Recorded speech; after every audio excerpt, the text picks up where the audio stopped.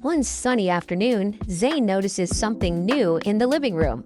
Inside a small cage sits the fluffiest, squeakiest little guinea pig he has ever seen.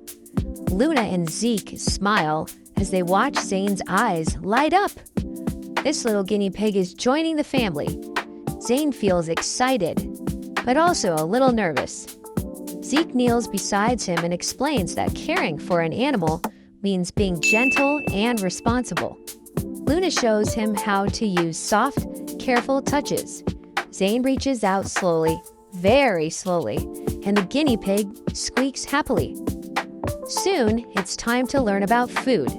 Animals need healthy food to grow strong, like carrots, hay, and fresh vegetables. Clean water helps them stay healthy, and a clean home helps them feel safe and happy. Everyone works together because caring is a family job.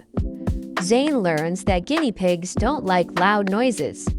He watches closely and notices when the guinea pig feels scared. He speaks softly and waits. After a while, the guinea pig comes back out.